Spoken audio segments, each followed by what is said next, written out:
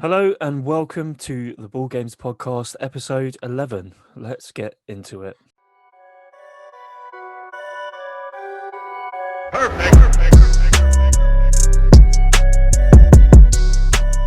Whew, Jesus Hello, Christ. Bruno. Already 11. Bruno, stop! Stop what you're doing. Christmas is cancelled. Fuck me. Bojo has cancelled Christmas. He's put all of London, all 32 boroughs, or however many there are, and most of the 32. southeast. Did I say 32? No, yeah, you said 42. I'm Oh. just confirming. And most of the southeast into a tier 4 system because it's worked so well. You know, all the lockdowns that we've had throughout this year, all the tier systems that have been introduced have worked. They flattened the curve. That curve is flat, Bruno. Of course amazing it now. is. It's amazing. Yeah, and anyone who's listening, what that basically means is we can't do anything. We can't go and see anyone. Any plans that people had of having family over is cancelled. All gone. This comes 2 days after Boris promised that people would be able to do that, promised that we'd be able to see our family and have dinner and things together, even just for one day, and said it would be inhumane to stop it. He also Then he stops it. laughed at the Labour leader, I think Keir Starmer's his name, for even suggesting that we should have a lockdown over Christmas. Yet 2 days later, they've changed their minds. Now, whatever data and whatever's been produced in front of them, fair, you know, if that's what you've decided, fair enough. It's just a bit of a coincidence that it just so happens to be on a Saturday when they don't normally do these things on a Saturday.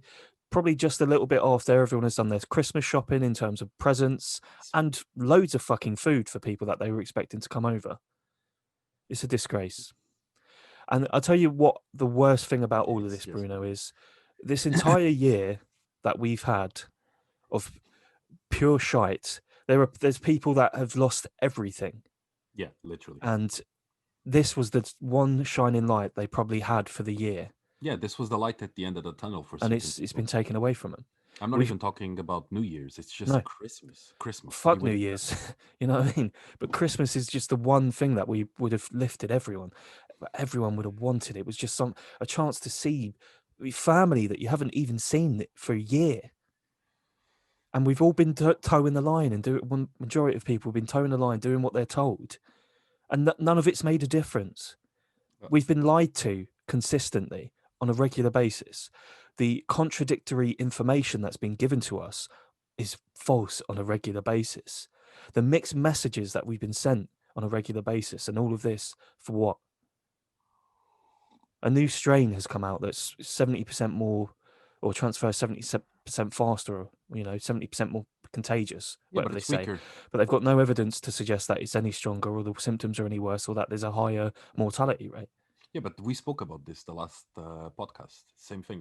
That's what they were saying, that it's a new strain. It's But the other thing, Bruno, they knew about this strain in September. There was 100 cases, I know. think, reported in Wales or London Yeah, in but September. Why don't you do something then? you know what's another thing? For example, they put the entire London in tier 4. I spoke with a friend of mine who lives in Newbury, and guess what? They're in tier 4 as well. Yeah. Majority of the country is in tier. Now, if you look at, I think the amount of cases in Hill and Borough, for example, is quite low compared to the rest of London. Yeah. So why is it not based on a borough to borough perspective? I don't think it's good for anyone to have this dropped on them and cancelled. One of the worst things I saw, this woman on the news who's terminally ill, and this is her last Christmas. She was due to have all her sons over, her sister who lives alone, and she's not allowed to have. and she's not anyone over. allowed. She won't be here. And people saying, "Oh, this next year." There's not for her. People saying, "Oh, you can do it in summer next year." She won't be here then. Like, I'm if I hearing her was- talk about it, mate. I was in tears. It was heartbreaking. If I was her family, I wouldn't give a shit Yeah, about and lockdown. I couldn't blame them. No, no. We've seen now the mass exodus that has come from this. People fleeing to Europe, to the Isle of Wight. They've people, countries having to lock their borders from people entering from the UK to there. Bit of a roles reverse sort of scenario. But Yeah, I know. I'm trying to understand if I can actually fly, because I I want don't to think you fly out can, on the mate. 30th. As harsh as it sounds, I don't think you can. I don't think you'll be able to. I don't know. I'll see. Usually Serbia doesn't close doors to anyone, so It's whether they close the borders here, mate. Because if you're found travelling in a tier 4 area, what are you going to say? You can say you're part of someone's support bubble, but if that person's in Serbia, they're going to tell you to jog on. But if I'm going on, if I'm literally going alone on my car, and then on the plane, what they're gonna do to me? Mate, I don't know. We'll have to see what comes into play in the Instant. next. We've got what 2, 3 couple of weeks to see what happens essentially Yeah, with this but government. We don't know. They don't know what they're doing day to day. We don't know what they're going to do you next. know, but another thing that I don't understand is these guys, instead of being focusing on another thing that's important, actually, that might fuck up everything. That's bloody Brexit starting on the 1st of January. They're literally focusing on everything else. It's a smokescreen. They do this every time. You look whenever there's something going on that they know people aren't going to be happy about, they blanket it with something else. The news stations and the newspapers will print a different story and start getting you to focus on that instead of the actual thing that's going on behind the scenes. Because They're very good at it. have you heard anyone mentioning Brexit No, in the last 2 months at least? last few months, mate, last fucking 6 months, you haven't heard anything. Last year. It comes Okay. into play what on the 30th, 31st of December, is it? 31st at midnight. There you go. And everything changes then. People thinking next year is going to be better. Keep your eyes peeled, mate. Dude, I The, don't the, even. the worst thing, again, going back to the people that have basically lost everything, there are still other people that are living paycheck to paycheck, week to week, that won't have had time to do their Christmas shopping, And and they will not be able. they've been those people might have been speaking online and saying I've not been able to do it, and they're getting shit from people saying, oh, you should be more organised. First of all, they couldn't be more organised. They lost their jobs. They were on furlough. They were living week to week. Yeah, They so could they don't barely have afford money. food. On top of that, there was 2 weeks between the last lockdown being lifted and the tier system coming into play. So they still didn't have much time at all to do anything. They didn't have time to do fuck all, And literally. then they were telling maybe they could have done it all of it online. Not everyone likes to do it online. And not everyone has money even to do that online. Exactly. To do it online, you still need the fucking money. It's not like you Exactly. just go there and you buy it in credit online. And people will talk about, oh, it's not Boris' fault. People went out and did all this stuff, this stuff, this stuff. Well, I'm not being funny, but we would be in a much better position if they reacted in the timely manner that they were supposed to. He missed the first 3 meetings with the World Health Organization Yeah. to go on holiday when Oh, all this came out. He was the one, and people say he's not to blame for all people going out and doing whatever they want. How about the fact that when it all came about, he started saying that it wasn't as bad as people say it was, that he was going out shaking everyone's hands, yeah, yeah, that yeah. everyone needs to calm down a bit. But then it only He changed when he spread got the infected. message of don't worry about this thing so much. He didn't get infected. I'm telling you now, that was all bullshit as well. Probably. Covered up, but they want him. Oh look, he's in it with you. He's gone through it with you. I wouldn't be surprised. I wouldn't be surprised. I think it was the same with the Trump one, to be honest. But this is the point. He spread that message of, oh, do what you want. Don't listen to this. And now they're wondering why people are doing whatever they want. Have you, have you People, seen? I'm telling you, people will not follow this system. I think a member of somewhere up in the police chain has said we're not going to be arresting people for Of course this. not, because those people also, the police officers, they have fucking families, mate. They Yeah. want to celebrate Christmas with their families. But I mean, listen, Christmas means a lot of things to different people. I mean, to a lot of people that aren't Christian, it may just look as a Christian holiday. But I think a lot of people that have of different cultures that live in a Christian, forward country It's a family realize that celebration. it's more than that. We're not It's- we and you wouldn't particularly call ourselves religious, but we see Christmas, the day of Christmas, as a day of celebrating your family and friends and people Yes. that you care about and sharing Even precious moments with people. I'll give you an example. Christina the other day was asking me about Christmas, but she's Orthodox, so they have a different Christmas, whatever. And she was asking me, "Oh, but you guys Christmas, do you guys do it only with your family?" And I'm like, "Well, if you want to include friends and family, You yes." can do it with anyone. No, but that's what I'm saying. Our family, it's not our direct family. It's also our Yeah. friends. That's what we celebrate. Well, I That's mean, what we this is consider our the family. thing. Friends become your family. The family that you choose for yourself at the end of the day. Wait, how did we celebrate Christmas last year?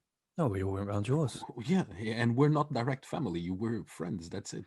Oh, this is a problem. That's what I see Christmas is. I'm not a religious person, but I see it as a way to celebrate the people that I care about and love. Yeah, And that's what it. better day than the day that everyone does that? You can all It's sit together just and have just a really wonderful time. Precious moments that are going to be missed. Grandparents that won't be able to see their grandchildren and may never see them again.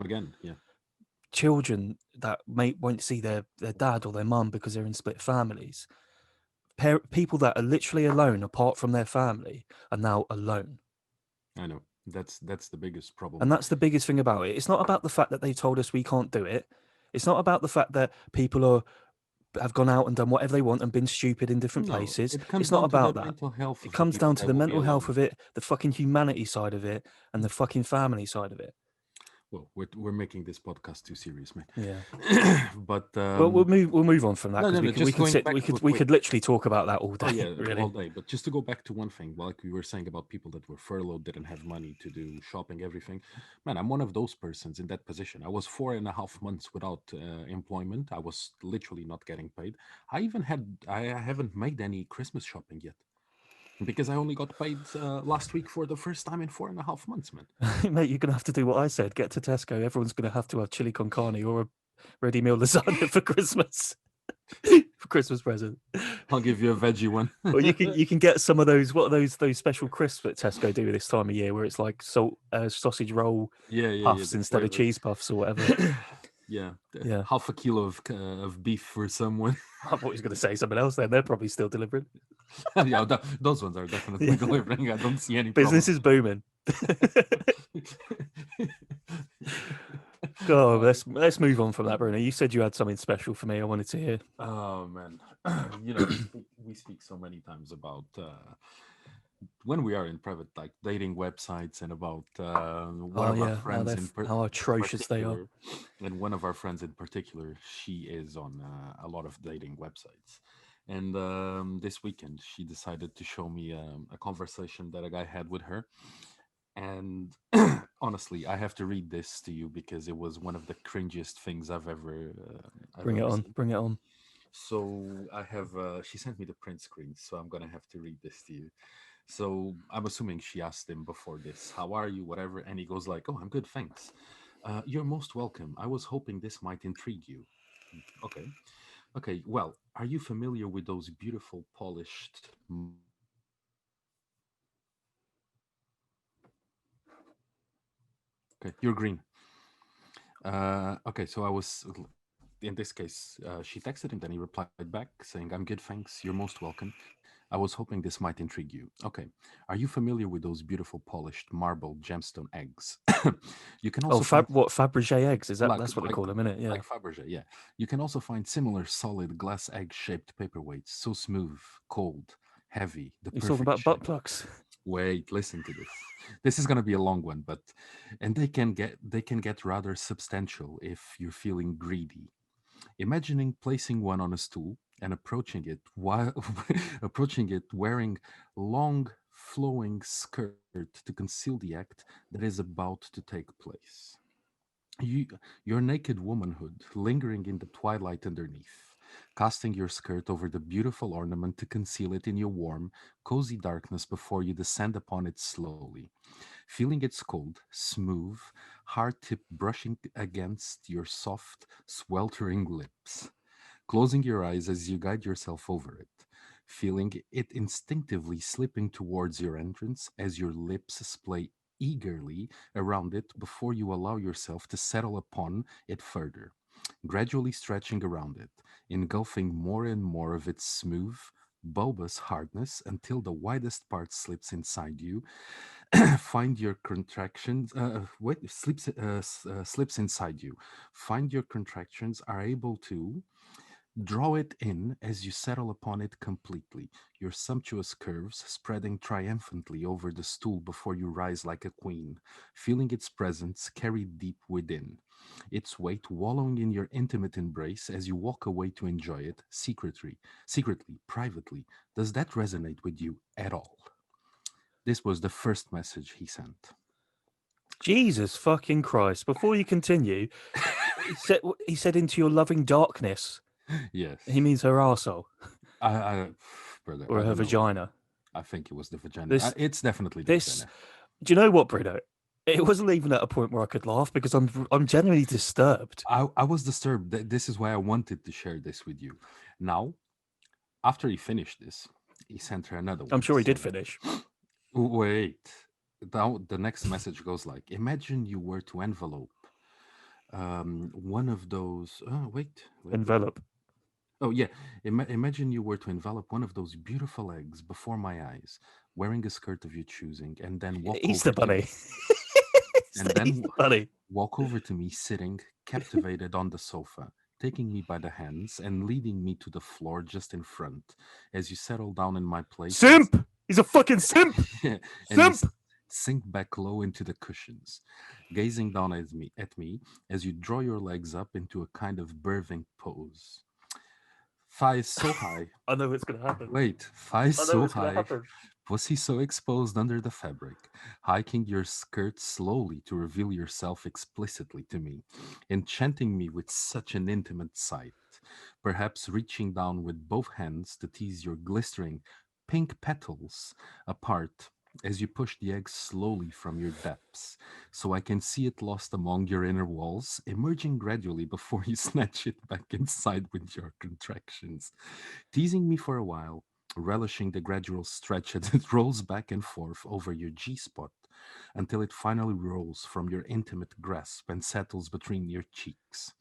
Perhaps taking turns to offer a selection of different eggs and other exquisitely tactile items to your waiting pussy, gradually working up in size until you're ready to take my hand, selecting as many fingers as you desire, and then looking me in the eye as you gently ease them into the depths of your waiting pussy, rhythmically clenching and relaxing as you urge them as deep as they will go before drawing them back out again, glistening with your arousal, smothered with your scent. Perhaps adding another finger, then another, and another, until you've engulfed my entire hand to the wrist, pulling my head closer to pleasure your clit as your pussy sucks on my hand, milking pleasure from it with your rhythmic contractions, perhaps casting your skirt over me to conceal me in your warm, cozy darkness, as you enjoy me for as long as you desire, my hot breath filling your skirt so deliciously as I pleasure you with my swirling, fluttering tongue, my hand flexing and twisting subtly as your legs wrap around me, pulling me in. No escape. Does this sound better? Please tell me this here, mate, because I don't want to listen to it anymore. This is It's fucked. no, it's ending. He just ends it saying, "Could more human interaction add to the appeal of this? I did have much more in mind, focusing on your pleasure. May I continue?" He wants people to watch more human interaction. Listen, I've got a few things to say about this, as you can probably imagine, Bruno. I'm not one. I'm not one to normally kink shame. Okay, But you know, but but there's a few things here.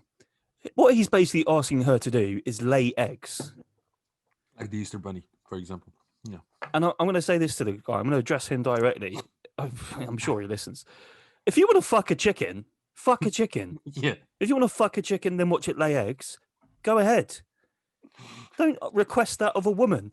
Secondly, Bruno, did you ever, when you were a kid, did you guys celebrate Easter as well in Portugal? I imagine very similar to the way we do. Yeah. Did you ever go on like those little egg hunts? Yeah, of course, around the house, obviously. Yeah. Now imagine how different that would be if the only way you could pick them up was through your arsehole. How many eggs have you caught? You just squat down and start fucking No. firing them out. See, I thought that was going to go another way at one point when he said legs in the air in a birthing position. Yeah, that, She was going to fire them out at him and he would catch them directly into his mouth. What were you thinking? Ping pong show in Yeah. Thailand? I mean, that would be fucking, that would be fantastic. A Fabergé egg in your head. Yeah. Mm. She fires it out into a crowd and whoever catches it has to marry her. Woo! They've caught the fucking, what do you call it?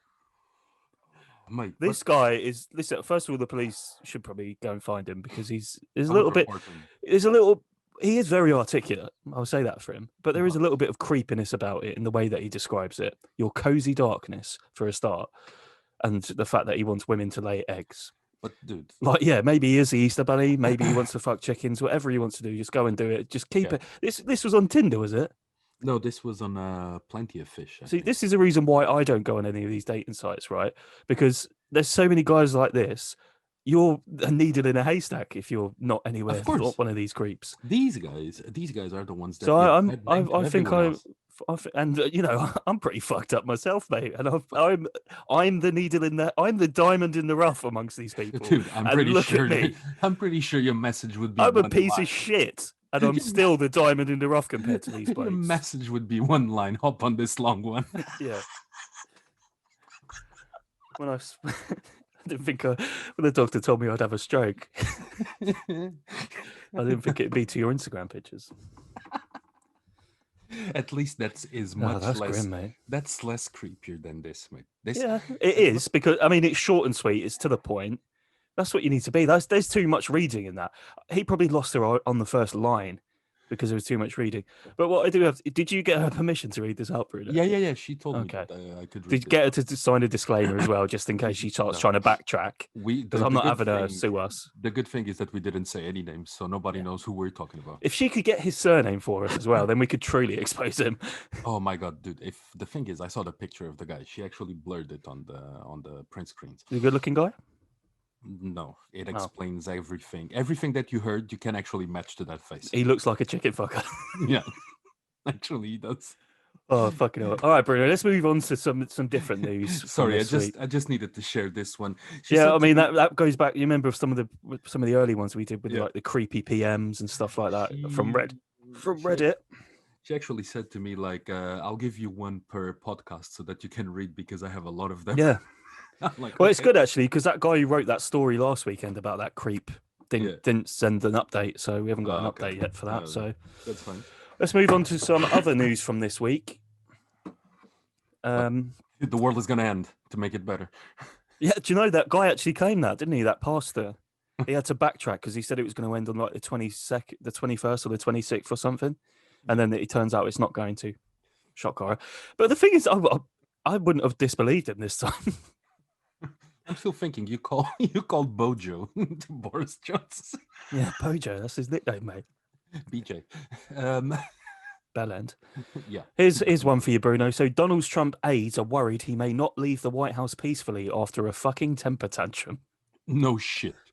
Like He's throwing a temper tantrum. He's throwing a fucking temper tantrum. He's going to leave. He's just lashing out. Apparently, now this is, I don't know if this report is, it's one of the White House correspondents that reported it, that he apparently suggested the idea of martial law to prevent the outcome of the election coming to fruition. He prevented it. Oh no, he suggested it. That he's come out and said it's fake news, like he normally does. So we don't know if it's true or if it isn't. I don't want to put words into his mouth that may not have necessarily come out because there's plenty of in there that has. So, but if we had to assume, it was him. I can believe it. Yeah, I can believe it. If I had to believe anyone, I would believe in that. Yeah, what a surprise! He's throwing a temper tantrum. Let's move on. So there's a postman in Kentucky, in a place called Williamsburg, who was delivering packages, and he got to, I guess, like a farm or something. Yeah. As he got there, there's these two dogs. One's like an Australian Shepherd. I think one's a German Shepherd. Ooh. The German Shepherd is wielding an axe. It's got an axe in its mouth. I'll try and share my screen for this one. How the hell why was he holding a fucking axe, mate? Let me know when that's coming through, bro. You can see it. Imagine being greeted with that as you went to deliver a package. And you're like, nope. It's just been felling trees, mate. It's just been. I can handle a dog, but not a dog with. It's just been cutting firewood, mate. Imagine that. And the other one as well just was like, "Fuck you, Bob. Fuck you doing here, boy." He will fuck you up in a second. Look, someone joked you interrupted them picking out the Christmas tree. Good heavens, imagine his jaw strength. Oh wow. Dog thinks it's a toy. I would have wanted to see that. That's brilliant. Oh my god. Okay. That's good, that, isn't it? Oh man. What would you do if you see Banjo running to you with an axe in his mouth? I wouldn't run from Banjo. Banjo is. If he's got an axe in his mouth, it's because I've told him to. It's for a reason. But imagine that German Shepherd we saw in Stockley Park with an axe in his mouth running to you. Mate, Thing is, you couldn't even run up a tree because he'd cut it down. He'll fucking chop it down. He's just like, well, this is it. This is how I'm gonna die. I thought it would be in a pool of my own filth, personally, but it will be. It will be anyways. Yeah, eventually, yeah. Here's another one, Bruno. A 12-year-old boy has had his DJ equipment confiscated after organising a rave in school toilet. I saw that one, man. Lad. Did you see the videos? His mum posted him at home in his bedroom DJing, and he's actually quality, man. That's the thing. And I saw the news. He gave little packs of juice to all the friends that were going to the rave. Everything he handled food, everything. Mate, he sounds like a fucking legend. It's like Fair play to him, mate. he He's played bringing a for bit. half an hour. What's wrong with that? He's bringing a bit of joy into people's lives. Yeah, Come on, man. it was funny. I I mean, actually he is in saw- year 8, so it's not like he's obviously doing it either during lunch or when people should be in lessons. But but still, fair it was, play in, to it him. was in the toilet, right? He's the one that's going to be laughing, mate, when he's Famous. You know, he's headlining IB for Rocks. You know. His teachers are fucking Yeah. dying in there. Here's a story, Bruno. This mother from Mexico has gone on a Taken-style mission to avenge her daughter's death. It's fucking amazing. Wasn't So- she gunned down as well? Yeah, I saw. eventually, but the length she went through, like loads of different disguises, Yeah, tracking down, changing the- yeah. literally tracked down nearly all of them and hand delivered them to the police from a cartel. Yeah. She's got balls of steel, bro. Well, she had, bro, because she was shot Yeah, how I many know. times? 24 times? Yeah, it's sad to see that she's died, but I think she probably realised that was an inevitability. But Of didn't, course. that goes to show how much bigger her balls even are. That she didn't care about that. Yeah. She cared about fucking saving her, She probably avenging fought. her daughter, and getting these cunts off the street. Yeah, she probably fought. She I coulda might eas- die in the first one. Yeah, she but could I'll have gone the carry other on way. She could have gone the other way and killed all these guys. No, she delivered them to the police To instead. justice. Yeah, for Yeah. justice. Fair play to her, man. I'm pretty sure none of us would do it for justice. We would just simply chop them in pieces. Let's say her name because she deserves it, man. Miriam Rodriguez was her Yeah. name. Her daughter was Karen Alejandra Salinas Rodriguez. I saw that on the news as well. It was it Mate, like you it's said, incredible. That's balls of incredible. steel, mate. Balls of steel. But the thing is, I think my mum would do that. My mum's that kind Bro. of dragon lady that would do that. Your gran would do that. Yeah, with my mum. Yeah. It'd be a little double act. But I'm pretty sure they would kill I somebody. came here to get justice for my son, and I ain't leaving without it. And then a stripper called Justice comes on. Yeah. No, not you. Unless you killed my son. Yeah, with pleasure. Yeah. Oh, all right, fair enough. Okay, love, you can go. Here's some good news, Bruno. The Christmas star will be visible for the first time in 800 years. Really? So Jupiter and Saturn are set to align to create the first visible Christmas star in 800 years. The celestial event is known as a Great Conjunction, appears every 20 years, but this year's will be the closest the two planets have been since 1623. However, it will be the first conjunction to be visible to the naked eye since 1226. Which The date? next one expected in its 2080. 21st of December, tomorrow, Tomorrow. Okay, let's go all to the 5 windows. p.m. Fuck You that. should be looking in the southwest direction. That's on the other side of the house. Okay. Yeah. Fair enough. Yeah, that's something. Very interesting. It's worth looking at. Yeah, fun fact. I'll be working, but So, from one celestial conjunction to a universal cunt, Piers Morgan has pretended to vomit on live TV. Did you like that little segue? yes, That's that good, was wasn't it? that was a really good Smooth. transition. Piers Morgan has pretended to vomit live on TV after listening to Meghan Markle and Prince Harry's podcast. That guy is a fucking Yeah. prick, mate. As if she's not had enough shit from people, you know what I mean? Just for the colour of her skin. But I tell you what I will say, Harry, Meghan, if you like podcasts, Come and join us. come and join it. If you need any tips, they've got a Spotify exclusive deal. Guys, if you want to get us on, Yeah. we're men in the world. We talk about a range of subjects. I We feel like can we get grill. on. I feel like we get on. Harry seems like a top lad. Yeah, we can grill Piers Morgan on the podcast. Yeah, we can anytime. roast Piers Morgan for you. Literally. Absolutely roast him. But yeah, get us on. He's an Or absolute- if you guys want to come on this one, I'm sure you got Zoom. Jump on. yeah. Did you see? And you know know they're listening. who- They listen to this kind of stuff. This is their cup of tea. Yeah. Do you know This who is- Ben Shapiro is? Have you heard of him? Yeah, he's a little fucking weirdo. Yeah, he's a fucking weirdo. But did you see him on? He the is clever, interview- but he's a little weirdo. Did you see the interview that Piers Morgan did with him? And he Was he literally, bum licking him? dude. He literally called Piers Morgan everything to his face. He almost called. It's funny him a because they're useless very piece of similar shit. characters. They're very similar characters. Both egotistical, pretentious, think they know it all dickheads. To be fair to Ben Shapiro, he is quite intelligent. He speaks well. Yeah. Not a lot of what he says is actually makes sense. He just sounds like it does. But Yeah. fair You play kind to of him. called Piers Morgan I respect him for that. Yeah, anyone that a calls him narcissistic cunt. anyone that calls him like that, he looks like a wilting testicle. Who? Piers Morgan, Yes, he does. a gangrenous testy. Anyway, 1 second, I need to compose myself after this one. so What a Johnny ball. Knoxville and Steve-O have already been hospitalised shooting Jackass 4. Really? Those guys Already? are fucking barely, crazy, barely man. started, mate. Yeah, already hospitalised. Apparently, it's nothing serious, but It's never nothing serious with them. Come but on. yeah, man, I love those guys. I love those movies as well, man. Knoxville is a fucked up one. Steve-O's a legend as well, man. You got to say that. What he way he fought against sea life and stuff like that for animal rights and stuff. Do you know he's born in Wimbledon? What? Yeah, he's born there. He probably I think one of his parents is American or I didn't know, man. Didn't know. raised in America, but yeah, born in Wimbledon. Well, that's how he got fucked. Yeah. On to some less positive news. The last surviving golden eagle in Wales has been found dead after it was shot twice. The last one. Yeah. It goes to show how many cunts are still about that they just kill for any sake of it. Apparently, in the area it was living, it was a female. All the farmers that lived there, all the local people loved it. They wouldn't have done it. So it's obviously some piece of shit who's got a fucking problem doing disgusting things to animals. Well, it goes back to what I said podcasts ago. People just need to leave animals alone, and it just goes to show that there's still so many disgusting idiots out there. You know what's and the that this problem? person's got access to a firearm in the UK as well. I wonder if that's licensed. If they're going around, they may be able to trace the person who did it. Hopefully, from the bullets or the shell casings. But you know what's the problem with our world? People. That's it.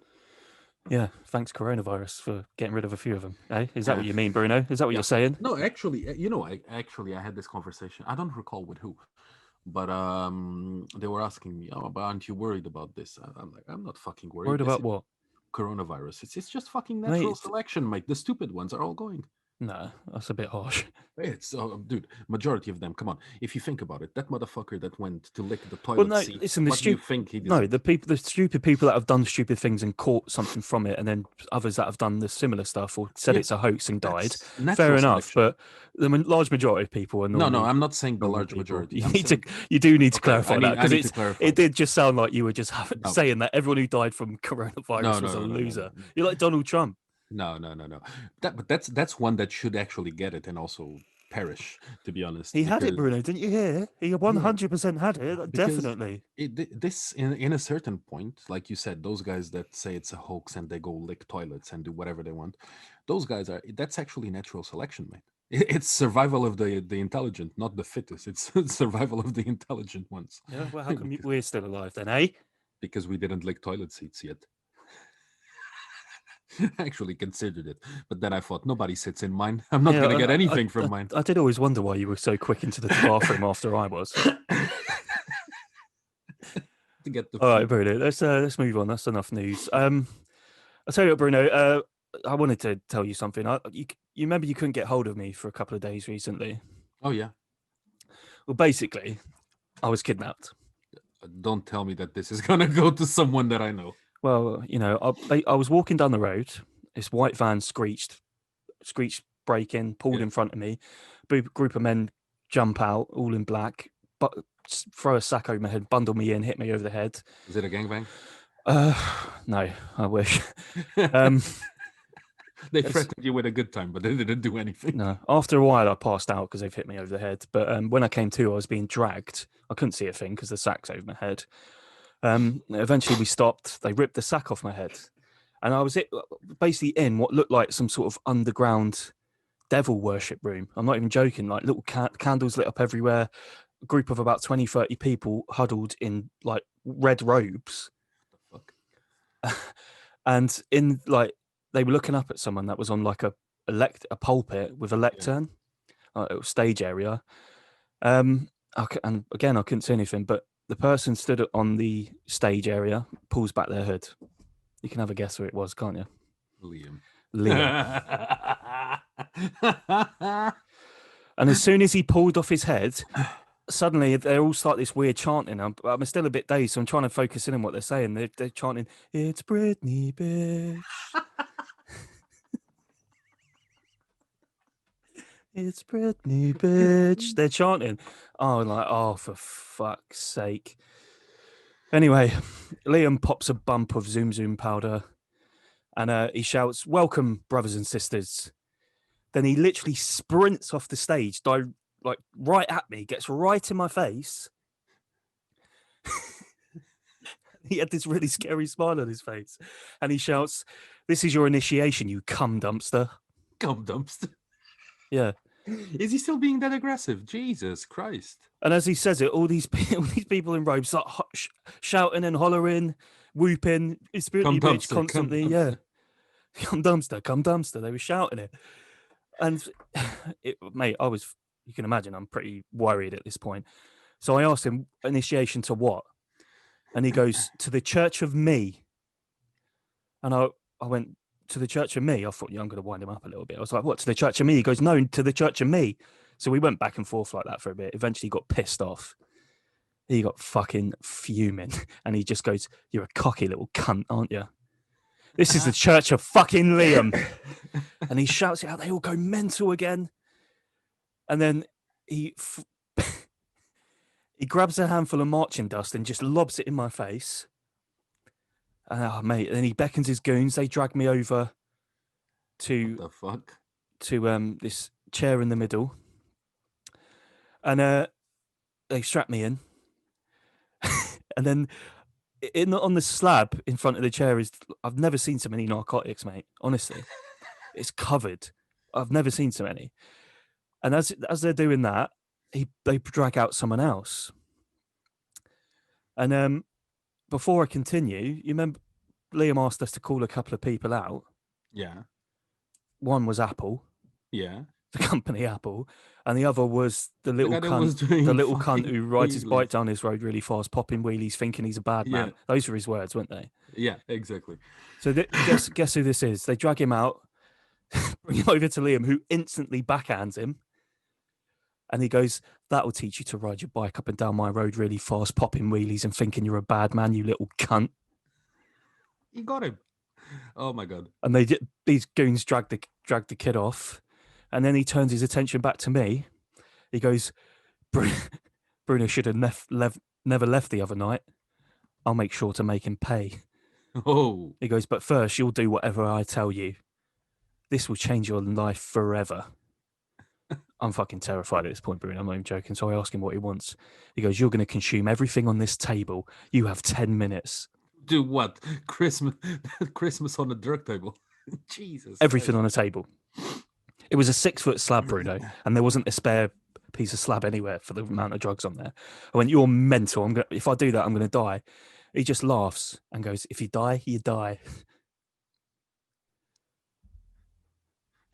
Jesus Christ. I thought, well, and his goon, I refused, and his goons start beating on me. At this point, I thought, well, this is it. This is how I'm going to die. Either his goons are going to kill me, or I'm going to have to take all these drugs, and they're going to kill me. Suddenly, there's all this shouting and commotion, and about 30 SWAT police storm into the room. And a fight breaks out. They're arresting people left, right, and center. I'm still chained to the chair at this point. I look around for Liam, and I see him sneaking off down a hidden tunnel, and he just holds his middle finger up at me as he does. And he's gone into the night. Luckily the police realised that I wasn't there by choice. I explained everything to them. I tried not to dob Liam in, but they dropped me home, and it's taken me a few days to recover, to be honest with you, man. It was harrowing. I'm not leaving my house after that, Fred. Harrowing. We thought he couldn't get any worse.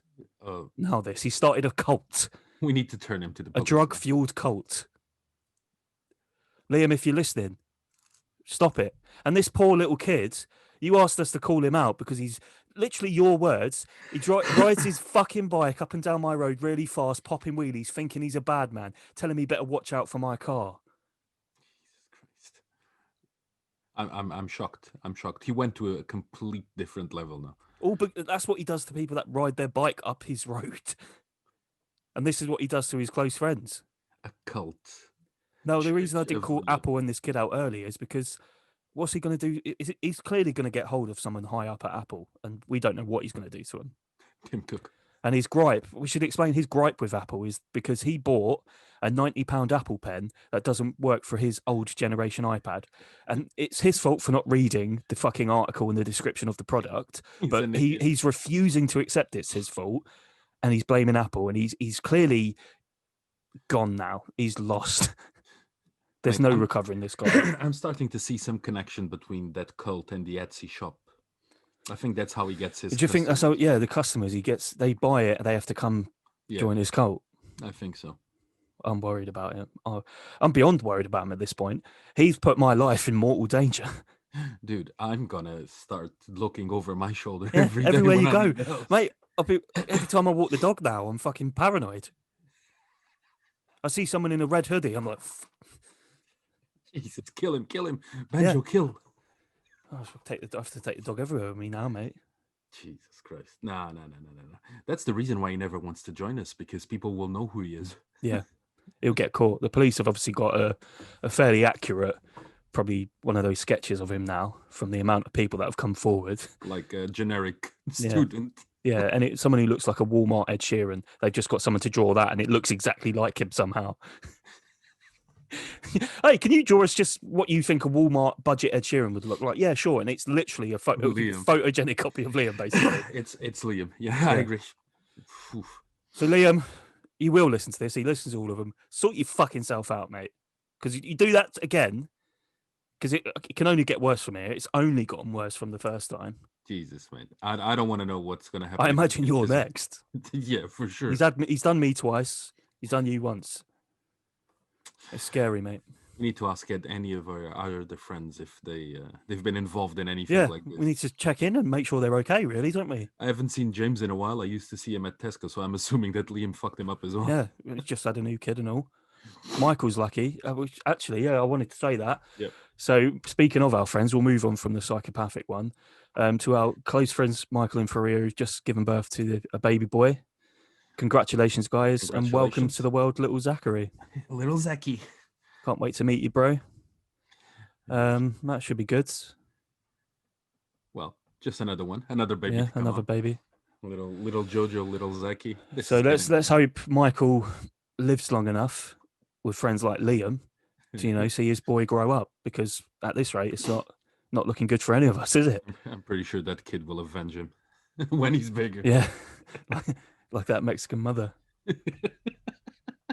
Anyway, let's move on to what our main subject of this week, Bruno. Urban legends. We're gonna do urban legends. It's gonna be So obviously urban legends, famous ones like Bloody Mary, Headless Horseman, the Chupacabra, Bigfoot, Chupacabra. That's one of my favorites. Cabra, ones like that. And then there's some other ones from around the world. I found some from London, some from other places. Have you got any from Portugal? I got 4 from Portugal. So is there any, when you were growing up, for example, sort of, we can class it under the level of urban legends? No, it was when I was growing up. It was more or less the same things like here, like even in Portugal, like Bloody Mary or Chupacabra. Chupacabra was something really big there. Like Yeah. you Well, in know, Portugal. yeah, It's a Latino long way country. from Mexico. Yeah, but it's a thing with. He's traveling, is he? countries. I think he travels. I think he's a traveler. He's the Chupacabra, the traveler. But usually it would be like, don't go this way because that house is a witch house, or don't go this side because it's Yeah, haunted. so that's what I was going to say. I remember when I was a kid, there was an old abandoned house down the bottom of my road, all overgrown, and the foliage was covering it and stuff. And it used to be, oh, don't go there. There's a witch that lives there, stuff like that. Obviously, it wasn't true, but it was still like that. I remember my old school. This sort of comes under the lines of urban legends, but they say that it's haunted by like a few ghosts, particularly like the old mansion area. Have you It's ever supposed to be. tried? Have you ever tried to fuck a ghost? No. Maybe if I get the chance to ever go back to that mansion, but we should try and see if we can do an overnight in that mansion. And if they're like, why? Shag a ghost. Stunning shaggy guys, man. But apparently it is haunted by a woman. I think she's supposed to be like wear a white gown, and she's like tries to push people downstairs or something. Bah, if she tries to push me, I'm gonna kill her. But I think the old cemetery next door is supposed to be as well. And there's there's old pubs there Really? from like the 1700s as well. They're supposed That's to be. nice. That I think the mansion at that old school, it goes back to like 1600s or something. It was Are owned you by talking about your school? it was owned by like loads of different types of monks. The king used to try and stay there. Oh yeah, it's the one that had the underground Yeah. connection to the pub, right? Yeah, little bit of history. It's called Bishop's Holt because bishops used to go to the monastery, stay there for the night when they were traveling. So Bishop's Holt, Bishop's Stop type of thing. But that's a bit of history about it. Apparently, it's haunted. That's sort of an urban legend, really, from around here. Not many, but I'll move on to some of the ones I have got. So I've been on my old trusty friend Reddit for this. There's this one from the Philippines, Bruno. So this person says they don't remember the name of it, but there's a creature in Filipino folklore that is it's supposed to be a beautiful woman who detaches her upper torso from her lower body at night. Apparently, the top half flies around, landing on the rooftops where pregnant women are sleeping. It has a tongue that reaches down into the belly button of the pregnant woman and eats her unborn child. The, on- Oh, the only way to kill it is to find its lower half and put salt on it. oh shit! What's the name? I know about that. Yeah, it's Latino as well, isn't it? Shit. I forgot, but I know which one you're talking. What do you make of that? Do you reckon there's any truth to that urban legend, Bruno? It's folklore, mate. It's folklore. I think that's mainly folklore, and it's stories that we used to just to frighten people at the time. But most of these are normally to frighten children. I don't get why this would be used to frighten children if it's eating unborn kids from pregnant women. I don't know, mate. You better be good, or it's going to eat. It's going to eat a baby.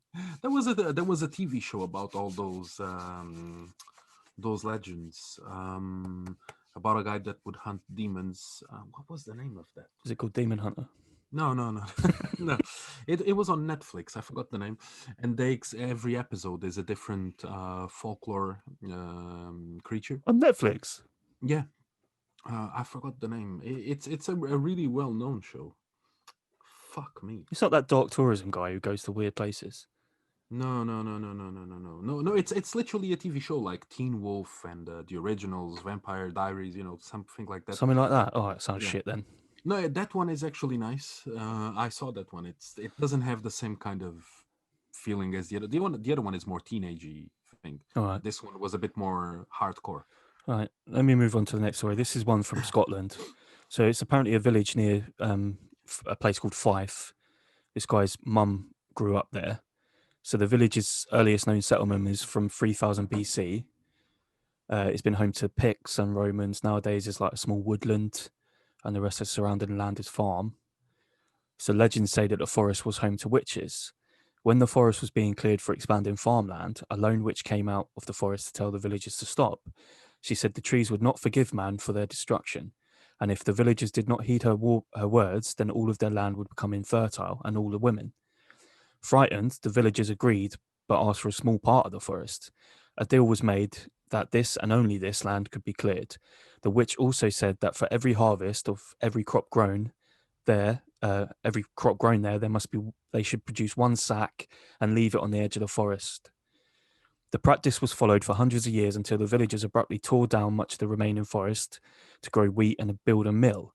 Again, a strange woman came from the forest into the village and threatened the villagers. She said they'd broken the promise and would suffer. This time, the villagers took the woman and hanged her. Her last words were that the price was now 3 sacks. The man who built the mill was scared, and after the first harvest, he took 3 sacks into the woods. Unlike his neighbours, his crops did not fail, and his wife became pregnant. He paid the woods their due, and before long, he was the richest man in the village and had 3 beautiful, healthy daughters. Unfortunately, the man grew greedy and thought he'd no longer pay his 3 sacks. The next morning, his youngest daughter went missing.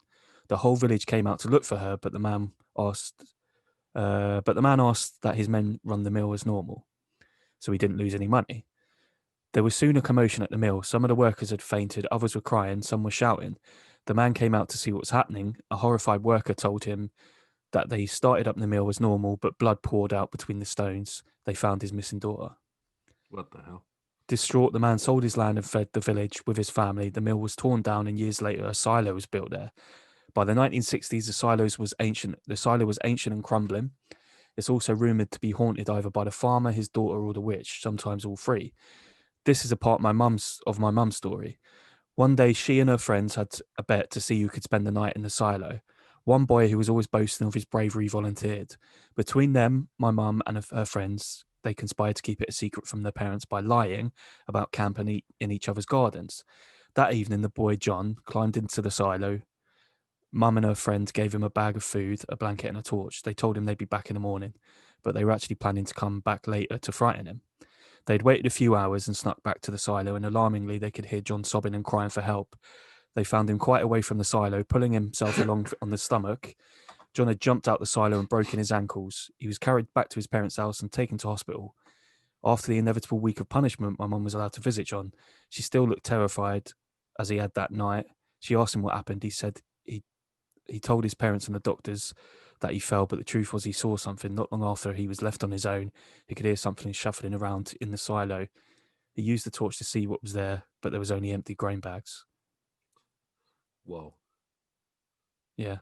And eventually the bags apparently kept dragging themselves towards him, so he jumped. Okay, I remember the TV Did you make show. it up? It's weird, man. It's weird. He probably saw something. I don't know. He probably was I scared. think it's true. Any I truth to don't that urban legend? A witch Maybe. haunting the silo that once was a mill? Maybe. I'm not saying it was a witch, but maybe he saw something and he was shitting himself because he was all alone there. You know. What about the bags that apparently crawled towards him? It's bags of grain. But sometimes when you are really scared of something and you're all jumpy, you kind of imagine things in your head for sure. I don't know. I cannot say, to be honest. It's just weird. But maybe, who knows? Just going back, the TV show is called Grimm. Oh, okay. Yeah, I know that one. I've got one from Japan, and then we'll move on to one of yours. So Yeah. basically, it's a woman called Slipmouth Woman, or Kuchisaki Onna. Mm-hmm. It's a ghost of a woman who was mutilated and has come back to wreak her vengeance on the world. Her name comes from the deep bloody gash which runs across her face, grinning from ear to ear. She appears at night to lone travellers on the road, covering her grisly mouth with a cloth mask, a fan, or a handkerchief. She sneaks up on her victims in the dark, and asks them if she thinks she's beautiful. Watashi kire? That's what she says. It's Japanese.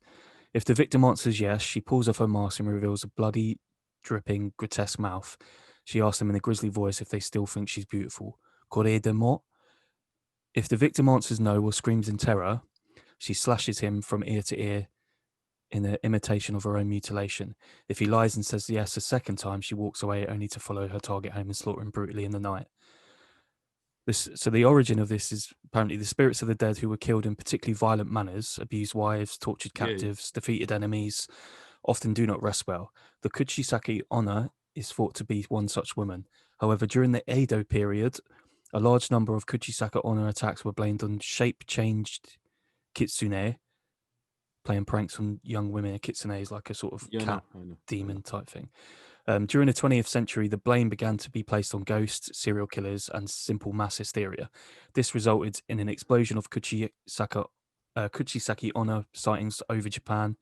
Over the years, clever young people claim to have outsmarted Kuchisaki Onna by delivering quick, confusing answers or by throwing money or hard candy at her or them. This buys enough time for to escape from Kuchisaki Onna's wrath and lose her in the darkness. Interesting. Japanese folklore is wild, bro. It is. It's really dark and stuff. That's why they're so good at horror movies, man. The kitsunes, I heard about it. Yeah. And they had like dark kitsunes or normal. But imagine that sight coming to you in the middle of the night, and then you're like, oh, she's quite tidy actually, and then you're like, and the only way to get rid of her is by throwing a hard candy at her. Oh, a piece of candy. That's what she's like. And then she looks up and you're gone. She's like, wait a minute. Imagine if you're one of those weirdos. She takes it off and you're like, I can still work with that. I'll still fuck you. And she's like, wait, she's like, can tell if you're telling the truth or not. He's telling the truth.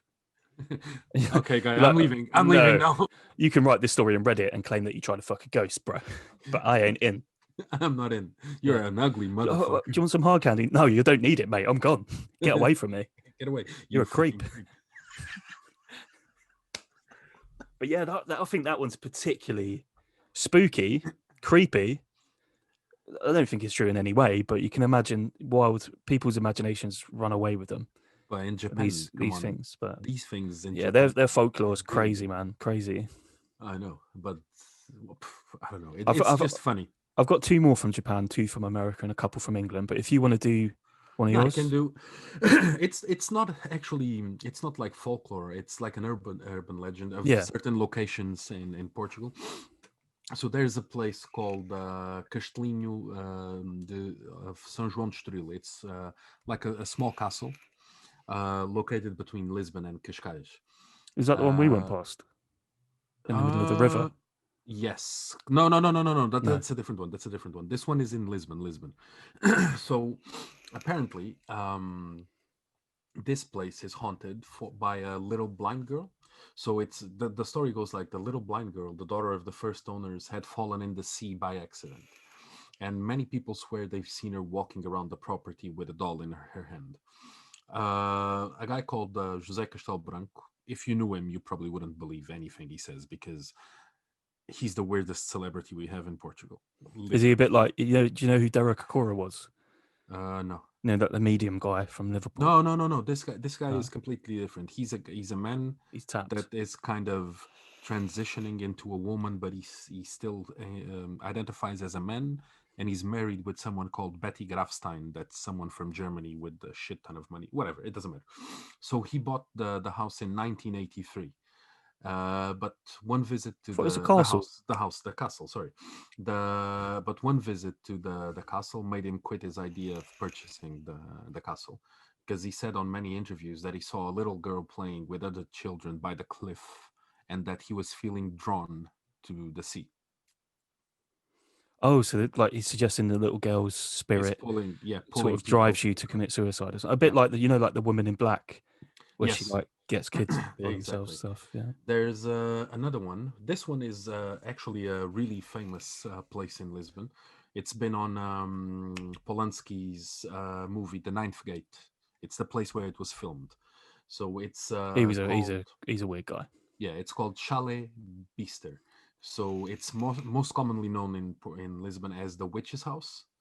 It's like a neo-Gothic building. It's located in Sintra in the hills, and between 18 was built between 1866 and 1869.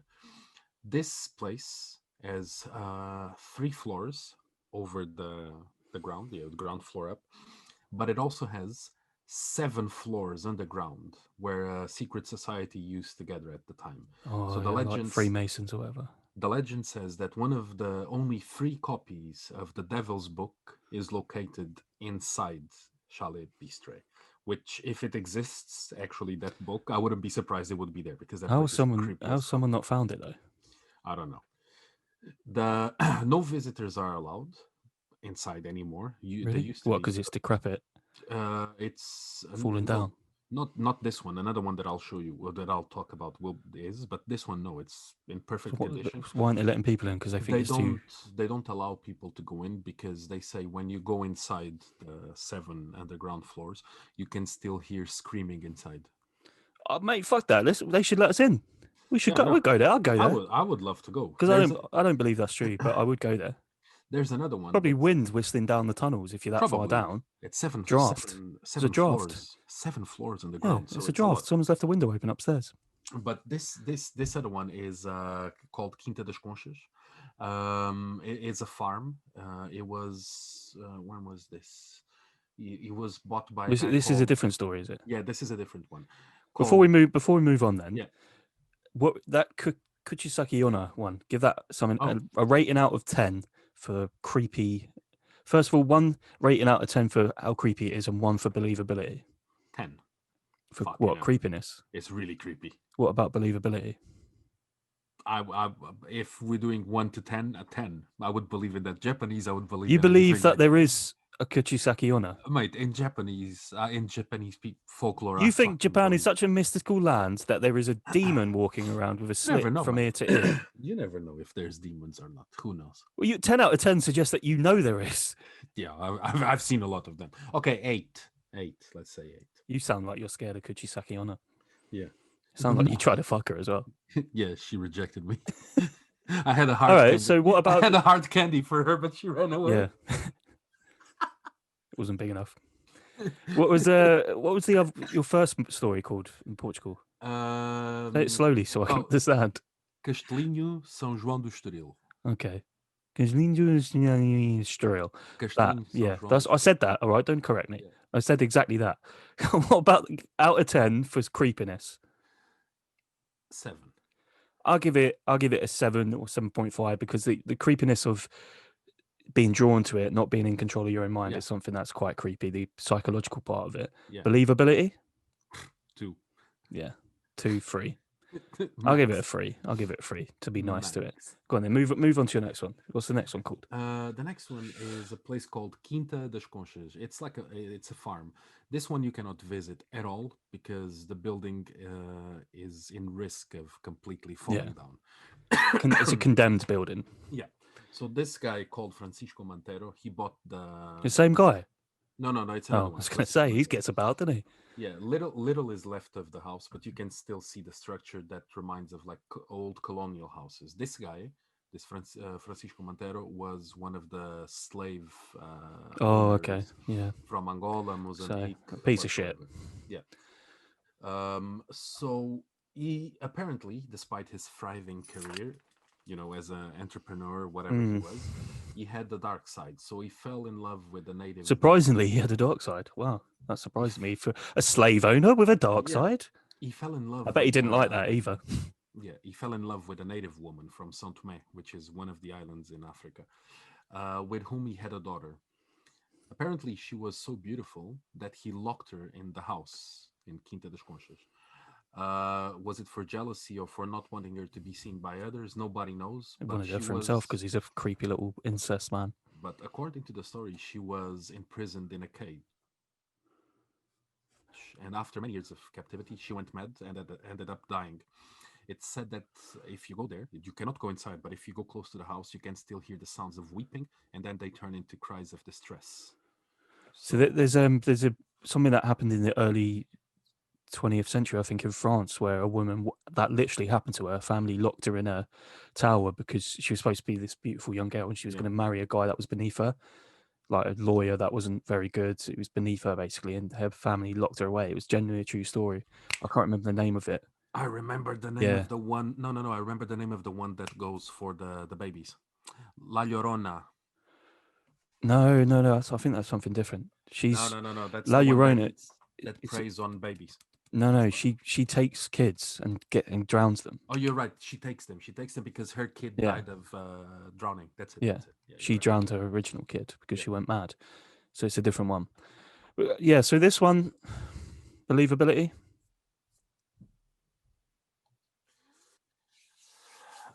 The origin story is, I believe that's probably true. Yeah. Because it's happened elsewhere, so I believe that. To be honest, if it's the story itself, without hearing the tears and the whimpering, everything at the end, 10 out of 10, I believe this happened. He locked her, everything. Yeah. If you can hear the cries of distress and the weeping, maybe a 3.5.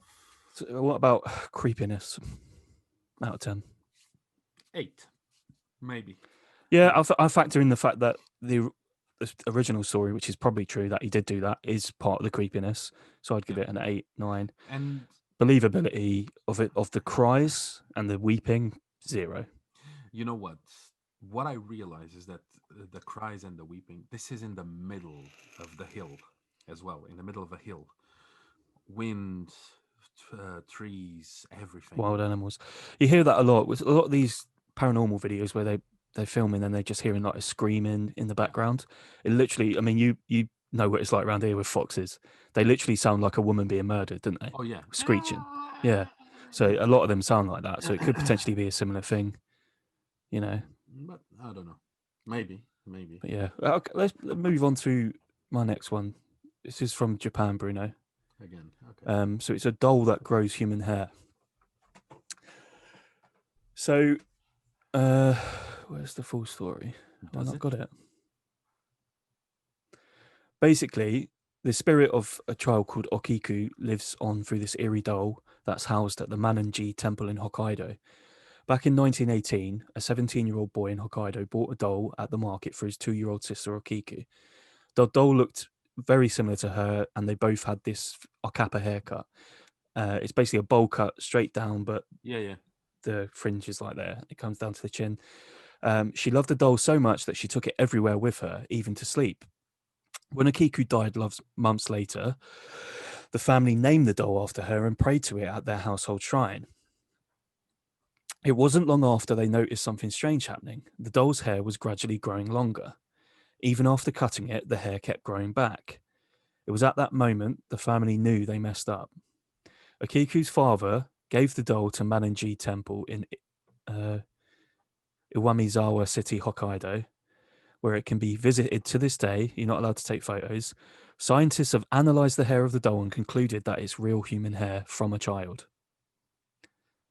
The remoteness of the temple the makes fuck? it extremely hard to access with a car, and even then, it can be dangerous when there's heavy snowfall. Some ghost tours do take visitors here, but they're typically only in Japanese, in case you were thinking about trying to see the demonic doll. What'd you make of that? That's weird. But if scientists actually tested it and if it's human hair, it's really weird, mate. I mean, you could possibly debunk it by saying that the family have transplanted some of the child's hair onto the doll. Yeah, but how would Could be quite. I mean, if you go to a doll maker Yeah, but and ask how them, does it grow? well, the scientists haven't said it's grown. Since the family have claimed it's grown, no one else has suggested it's grown. If it was continuously growing in that temple, it'd keep growing, wouldn't it? You wouldn't fill the case that it's in the end. You wouldn't be able to see it. So it probably Yeah. isn't growing hair. I think the parents, Yeah, the family are a bit exaggerating about that and created a creepy story because I they're, think they just they're, shaved the they're girl and yeah, put her hair on the fucking doll. and they were probably they're probably in mourning and distraught over the loss of their young child. Yeah, So they wanted anything to hold on to it, and probably. then started convincing themselves that they were seeing these things. I Probably. think it'd be quite easy for them to go to the doll maker and get them to put the child's hair on it. Yeah, I wouldn't be surprised. So it could be true. What do you make of that for creepiness? 8.5, because it's really creepy if they Yeah, did it. 9. Believability. I mean, the story of the doll itself is true. It does have human hair from a child, 9. but the On story of the it being story. haunted and possessed by the child's soul or a demonic 2. soul. 2. Yeah, I'll give it a 3.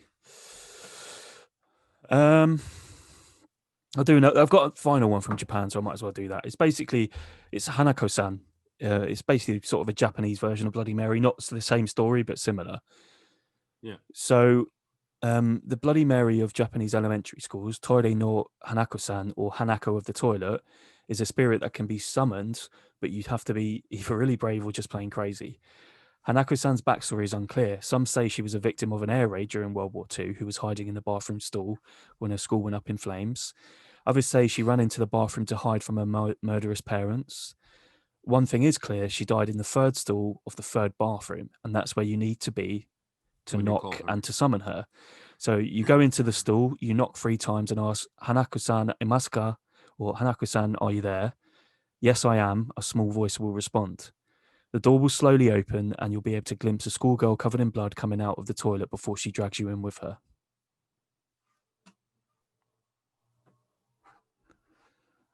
Jesus. Did you I don't catch know. that? You dropped out a little bit. No, I catch it. I don't know, mate. That's a weird one. Creepiness. That's a 9, 8 or 9. 9. For Strong sure. 8, strong 9. Yeah. Believability, I'm going to give it a 4. 3.5. Yeah. Yeah. It's very, very creepy story. It is. Things in Japanese are creepy. Even the thing Hanako-san imasu ka? They take it to a different level. Yeah. In their folklore. But it's Dragging funny. you into the toilet. It's a bit like, the girl in the ring, does she not do that? Drag you into the well with her? Yeah, she does. Yeah. And the Grudge drags you off with her. Yeah. It's all very Japanese folklore, Yeah. all of those. But especially if it is something from World War II, it's not particularly old as well, the story. So have you ever seen the original The Ring, the Japanese version? well, again, same with the Grudge. Have you seen the Japanese version? Ju-on. But Ju-on, dude, it's called. it's 10 times worse, more scarier. A lot creepier, yeah. Have you got any more before I move on to some more of mine? Yeah, there's only one, but it's about Right. which. I'll do a couple of the American ones then before we move on to yours. So this is one I've heard on some other podcasts, but it's a story, and the story is called The Licked Hand. So the story is a beautiful young girl is left home with only her dog to protect her. On the news that night, they announce there is a serial killer on the loose in the area. Before she goes to bed, she locks all the doors and tries to lock all the windows, but the one in the basement won't lock. She decides to leave it unlocked, but locks the basement door and goes to bed. Her dog takes its customary place under her bed. In the deep of night, she awakens to a dripping sound coming from her bathroom. Half awake, the girl feels the comforting lick from her dog and falls back to sleep. She reawakens to the dripping sound, reaches her hand down to the dog where she feels the reassuring lick and falls back to sleep. Once more, she awakens to the dripping sound. She reaches her hand down, feels the lick of her dog. Now she's curious about the dripping sound. She gets up and slowly walks towards the bathroom. The dripping sound's getting louder as she approaches. She reaches the bathroom door, turns on the light. She's greeted by a horrific sight. Hanging from the shower nozzle is her dog with its throat slit open and blood dripping into the bathtub. Something on the bathroom mirror catches her eye. She turns around and written on the wall in her dog's blood is the words, "Humans can lick too." Oh my god. So it was the guy underneath the bed licking her hand. There's nothing. I don't know what happened to her after that, but what you make of that one, mate? Creepiness? That's 9.5 creepy. 9.5 creepy. Because that's something that could happen. Yeah, there's a lot of people that are crazy enough to do that. Yeah. Some people could subscribe to OnlyFans for that kind of thing. That's creepy though, isn't it? That's creepy.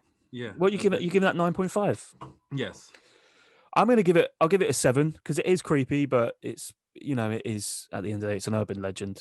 Someone's probably just made up and told someone, they've told someone else, and it's spread. Believability, Bruno. I would say an 8. You believe it? I can see that shit happening. But there's no. If that was something that had happened, there'd be articles about it. We'd know where it happened. We'd know what happened to the girl afterwards. I'm going to give it believability. I'm giving it a 2 because there's not enough information there. Yeah. So the next one, this is a last American one, and I'll let you do yours, and then I've got some from London. Mine is nothing very interesting. Yeah, we'll do it anyway after this one, and then we'll do the London ones. This is one from Colorado. It's a road called Riverdale Road. It says here why it's creepy. For 11 horrifying miles, Riverdale Road near Thornton, Colorado is crammed with enough horrifying legends to bring even the bravest paranormal investigator to his knees. From a ghostly runner attacking parked cars on Joggers Hill to various demons and even a phantom Camaro revving up and down the winding road. A phantom Camaro. Yeah, but apparently the gates of hell seems to be the epicenter. The physical iron gates are now gone, but what remains is a partial shell of an old mansion where a madman supposedly burned his wife and children alive. Left behind are the barren, charred plots of the land and a white-clad woman who wanders the area. She's joined by the ghosts of slaves supposedly hanged from the now charred tree. Go ahead and run away when you see something creepy like an ethereal pack of dogs. You'll probably just bump into something even worse, possibly hell, a portal to which some believe is still there. That maybe explains why so many demons were conjured in a weird underground chicken coop near a set of underground tunnels. What the hell? So it's a place where a lot of horrific things have clearly happened. Slaves being hung, people being murdered. So that believability, I'm going to give it a 9 and a 9.5 because a lot of it has happened. The belief of the ghosts and stuff running around, I don't necessarily believe that part of it. Creepiness, I'm going to give it a 9.5. Yeah. Sounds like a creepy place to go anyway. Yeah. You give it the same? Yeah, I agree. I would do the same. All right, Bruno, then. Go on then, tell us your last one. The last one is just about a place in Lisbon, actually called as the Cruz dos Quatro Caminhos. It's like an intersection of a road, of 4 roads in this case. Yeah. Like a crossing. And it was said that back in the day, when there was no light, really back in the day, you didn't have lampposts, you didn't have anything, that people would hear witches gathering in that crossing and doing chants and summoning things. And a bit like what Liam was doing with his cult. Yeah, and some people say that even nowadays, if you walk there at night around midnight, 1 o'clock in the morning, you can still hear the voices of people there, of witches. Is that it? Which I actually don't believe, to be honest. So your believability, you're giving it a 0? Yeah, I know the place. I've been there. I walked through there at night, and No, didn't see a witch. No, brother. The only thing that I saw was the pavement going a bit fucked because it's close to the bars. Because Earthquake. I was really drunk, mate. Okay. That's Yeah. it. Yeah, that one. Not much going on there, was it? No, it's not. Witches. I don't. Yeah. I don't believe in these ones. Let's So go I've to the I've, English I've got one. a couple from London. Yeah, that's These are interesting. quite interesting ones. So this is the first one. It's the story of Spring-Heeled Jack. Apparently, he still torments London. He's got long claws, he vomits fire, and he jumps higher than an Olympian. Spring-Heel Jack was the supreme terror of Victorian London until another Jack turned up several years later to steal the crown. Hmm. In the 1830s and 40s, tales of Jack were common, attacking women, causing carriage crashes, and pretending to be a fire-breathing policeman. Mass hysteria and regular appearances in the Penny Dreadfuls, it's like a newspaper type Yeah. thing from there, further contributed to the legend of Old Jack. A man called Thomas Milbank boasted of being Jack and was subsequently tried, only escaping jail because he was unable to breathe fire on command. The No most popular theory was that Jack was a wacky nobleman with money to burn and on outlandish costumes. But that didn't stop him being spotted as recently as 2012, apparently. I like the theory of it being a wacky nobleman with money to burn on outlandish costumes. He's so bored of his life. He's just dressing up as random little creeps just to mess with people.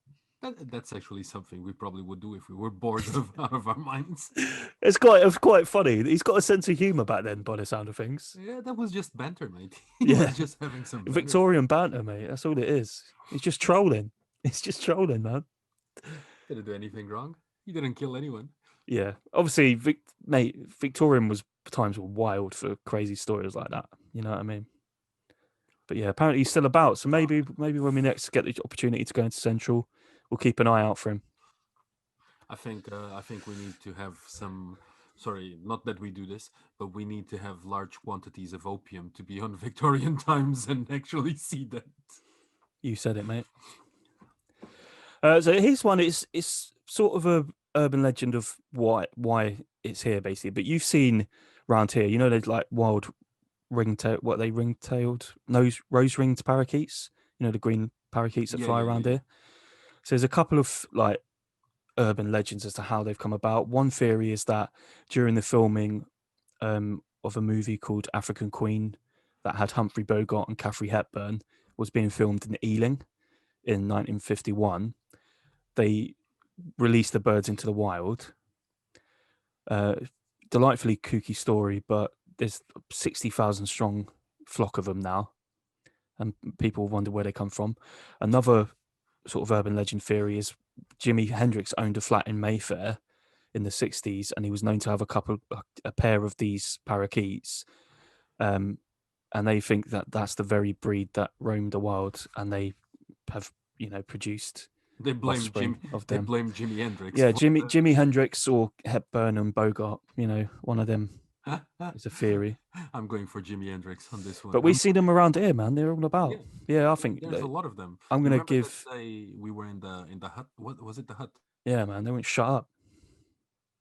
Flock of them flying all over. They won't shut up. But yeah, I would give that one an 8. 8. Yeah, it's something that could have happened. Or, an outlandish character, Jimi Hendrix. Maybe for again trolling, YOLO. But they do a lot of damage to the native birds from around here. So here's another one. So it's apparently she's called the Crying Girl of King's Cross Station. So on the night of November 18th, 1987, an atrocious fire swept the halls of King's Cross Station, killing 31 people. The fire, which had actually begun beneath an escalator around a quarter of an hour earlier at around 7:30, is suspected to have been caused by a match discarded by a passenger. Although smoking had been banned in all subservice stations since a fire at Oxford Circus in 1984, people often lit cigarettes on their way up the escalators and their way out the station. Fueled by a build-up of grease and dust inside the wooden escalator, the fire spread until smoke began to spew from under the steps and out into the main concourse. 31 years later, people can still hear the cries and screams of people who lost their lives in the fire. especially the ones of a young woman with long brown hair dressed in jeans and a t-shirt that's been spotted around the station crying uncontrollably. Her cries are said to be heard when the platforms are deserted late at night. Okay. But yeah, so that one, like I say, people that are drunk in London crying after a night out, especially some women, that's probably what they've seen rather than a ghost. I don't believe there's a ghost. No, it's just drunk people that they hear crying there and stuff like that. That's exactly what I'm thinking. So to finish up, there's a story that Ickenham Tube Station is apparently haunted. Apparently, there's a woman that's wearing a red scarf, and she fell Ickenham Tube Station. Oh, okay. Apparently, a woman wearing a red scarf fell onto the tracks and was electrocuted to death in the 1950s. People have reported seeing her there, recognizing her by a red scarf. Apparently, police have reported seeing her and all. That's yeah. weird. I did have another one about something else, but we'll finish it here. Okay. What have you made of some of these urban legends, Bruno? There's so many out there that we'd probably do one or two different podcasts for urban legends, and maybe some more paranormal stuff as well. It was interesting, to be honest. It's interesting. It's interesting. Some of the origin stories of them are interesting. I think the Japanese ones tend to be a bit creepier. Yeah, definitely. But they have a bigger imagination. Yeah, there's loads of American ones we can get to as well on other ones, and English ones from folklore in England. Yeah. Irish folklore as well was ones that I wanted to touch on, but we've been going for so long on this one that we can get to them next time. I suppose we can say next week we're going to have our Christmas special.